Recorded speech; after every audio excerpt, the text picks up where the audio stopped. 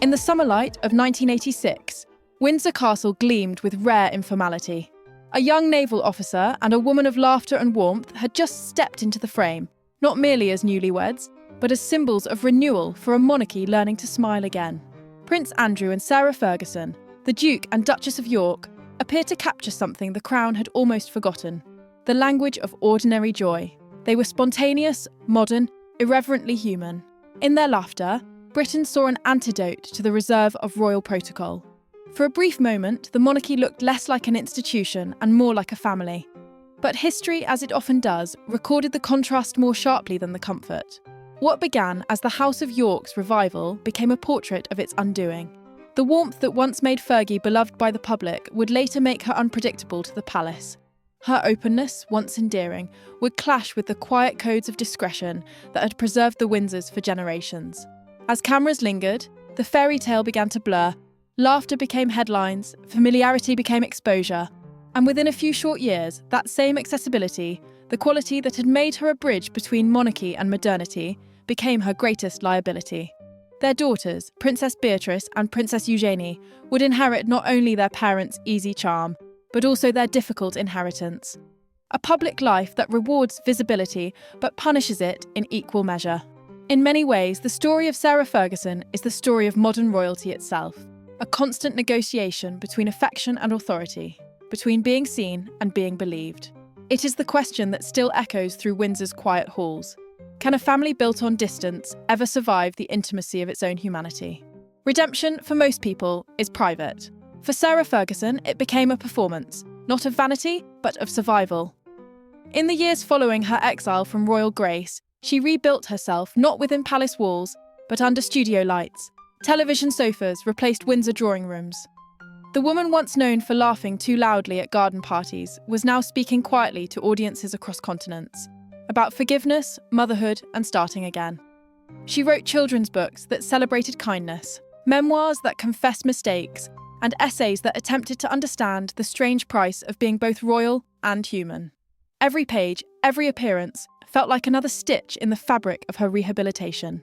The Duchess of York had become a business of self-awareness. Fergie, Inc., an industry of redemption sold with sincerity. It was a curious transformation. Humility turned into product, contrition made visible. She was not selling titles, but transparency. In a monarchy that thrives on mystery, such openness was both refreshing and unsettling.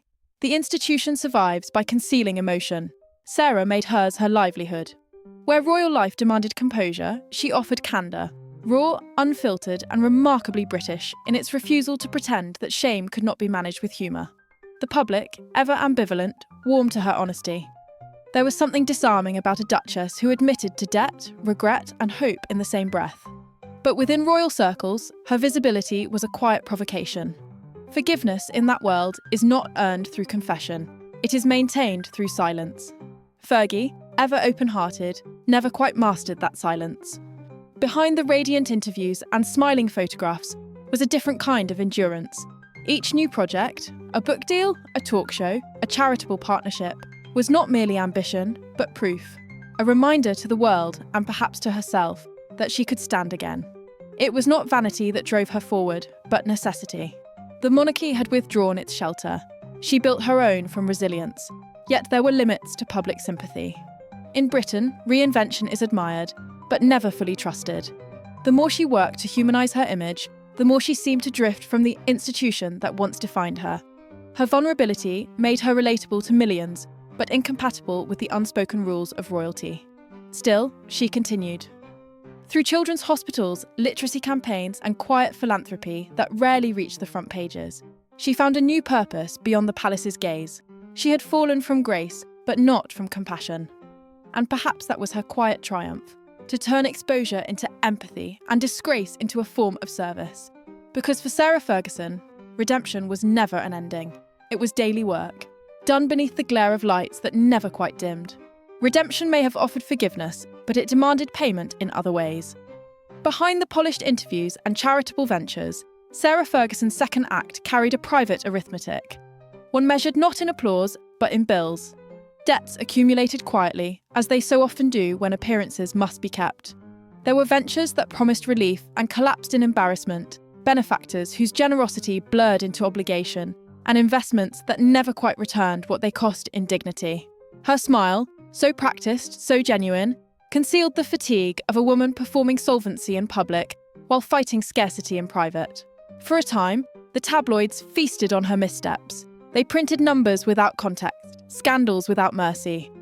But behind the noise lay something more fragile, the portrait of a woman still tethered to a life she could neither leave nor afford.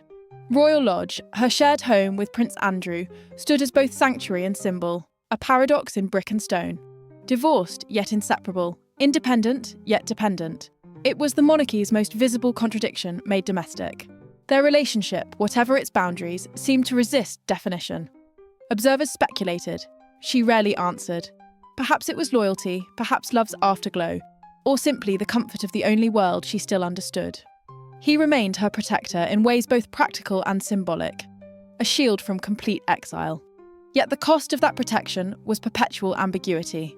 To the monarchy, her proximity to Andrew was both familiar and inconvenient, a reminder of what had been forgiven but not forgotten. Within royal circles, forgiveness carries an unspoken rule. It must never draw attention to itself. Fergie's openness, her willingness to admit debt, fatigue, or emotional dependence, violated that delicate balance. She spoke as if honesty could heal what the institution preferred to leave unspoken. In the palace's quiet corridors, that kind of transparency was not virtue. It was exposure. And so invitations dwindled. Her name slipped from official lists, her presence politely omitted from ceremonial gatherings. She had been welcomed as a lesson once, the warning of what happens when warmth exceeds protocol. Now she lived on its margins, too visible to ignore, too unpredictable to embrace. Still, she persisted. She wrote, she travelled, she maintained the careful poise of a duchess who no longer had a court. But there were days, in the stillness of Royal Lodge, as light faded across the lawns, when the facade must have felt unbearably heavy, when survival itself became its own kind of fatigue. Because in the monarchy's gilded shadow, belonging has a price. And for Sarah Ferguson, it was paid not in scandal, but in silence, one bill at a time. It was not a single fall that defined Sarah Ferguson, but a pattern. A slow, weary descent, punctuated by flashes of hope and humiliation. Each apology seemed to promise calm. Each resurgence carried the quiet risk of another storm. The moment that sealed her public unravelling came years after the first scandal had faded into history. A hidden camera, a desperate conversation, and a sum of money that turned survival into spectacle. The so-called cash for access sting was brutal in its simplicity. A duchess, filmed discussing introductions to her former husband in exchange for payment. It was not corruption in the criminal sense, it was fatigue in the human one. A woman who had been rebuilding for decades, caught once more between financial pressure and the mirage of opportunity. The footage travelled faster than any denial could. Within hours, the monarchy's familiar choreography unfolded. Swift distance, silent disapproval, and a quiet reinforcement of boundaries. No statement of sympathy, no public defence. Only the practiced stillness of an institution that knows survival lies in separation. For the tabloids, it was irresistible. Redemption undone in real time. They replayed the moment with forensic glee, the same woman who once symbolised royal warmth, now serving as proof of royal weakness. Commentators moralised, audiences winced, and Sarah Ferguson once again stood alone. Not as villain, but as warning. Yet beneath the surface, her collapse told a larger story. It revealed how fragile the monarchy remained in a world that had changed around it. Where once mystery was power, now transparency was the demand. And in that new landscape, the line between authenticity and exposure became treacherously thin.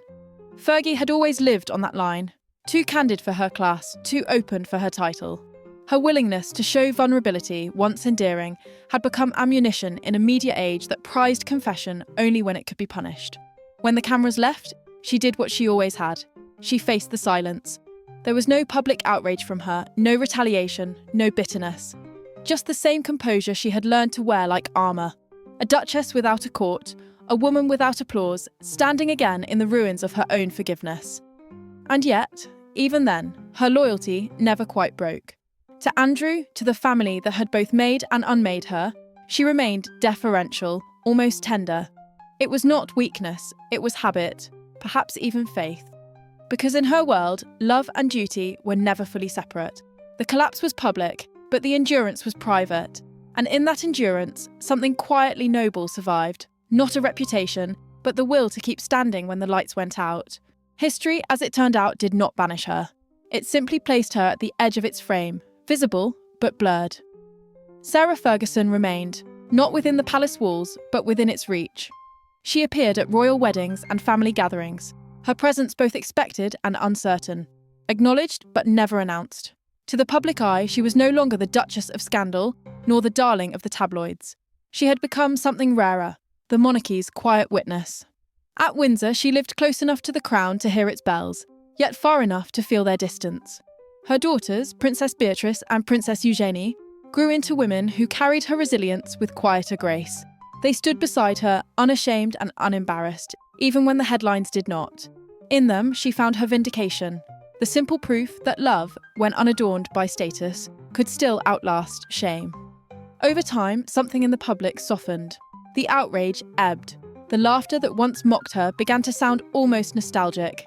The same audiences who had watched her fall now watched her stay, not triumphantly, but patiently. They saw, perhaps, the part of her that had always been most human, the refusal to disappear. The monarchy, meanwhile, evolved. New scandals arrived, new generations redefined its tone. Against that shifting backdrop, Fergie became a kind of constant, a relic of an era when imperfection still shocked. While others modernised the institution with calculated precision, she did so by accident, by failing, apologising, and continuing. She was, in her own way, the monarchy's proof of endurance. Her charity work continued quietly, stripped of glamour. She spoke about kindness, children's welfare, mental health, subjects that drew little controversy, but revealed much conviction. Her interviews, once defensive, became reflective. There was no plea for reinstatement, no bitterness, only the maturity of someone who had finally stopped asking for forgiveness and started practicing it. The irony remained. She, who once embodied embarrassment, became a symbol of persistence. In a family that measures worth through composure, she earned hers through imperfection. In an institution that prizes silence, her voice, flawed, honest, and unmistakably human, lingered. As the years passed, public empathy replaced condemnation. Fergie had not reinvented herself this time. She had simply endured long enough for perception to change. Her story, once cautionary, had quietly turned redemptive. Not because she reclaimed her title, but because she learned to live without needing it. And so, in the calm light of Windsor's mornings, among framed photographs and softened memories, Sarah Ferguson endures, not as scandal or saint, but as something far more royal in its humility, a woman who refused to vanish. Perhaps the House of York's quiet tragedy is not its scandal, but its sincerity. The laughter that once scandalised the palace now feels almost sacred, a relic of simpler defiance, when warmth itself was rebellion. In Sarah Ferguson's journey, we see the monarchy's most delicate contradiction, that forgiveness, when it must be performed, never truly rests. She has lived every shade of that paradox. Beloved, condemned, redeemed, yet never entirely released. To survive within Britain's most scrutinised family is to carry history like a mirror, reflecting not only oneself, but the expectations of an entire nation. For Fergie, that mirror was never kind, yet she refused to shatter it. She chose instead to keep showing up, imperfect, unguarded, still smiling. Her life, stripped of its headlines, reveals something unexpectedly noble. Endurance without applause, grace without guarantee. She did not return to royal grandeur, yet she never abandoned grace itself. Through her, we glimpse the monarchy's human thread, frayed, forgiven, but still binding. And perhaps that is where her meaning lies. Not in the scandals that defined her, nor in the apologies that followed, but in the quiet persistence of a woman who refused to let her story end in disgrace. In her laughter, still unashamed, in her dignity, still unsteady, she embodies the monarchy's rarest virtue, the courage to remain when retreat would have been easier. The House of York endures not because it is untarnished, but because it is recognisably human. Its flaws are public, its lessons eternal. It reminds us that grace in the royal age is not the privilege of being adored, but the strength to survive being misunderstood. And as dawn breaks over Windsor, one candle still burns against the light. Its flame trembles, but does not die.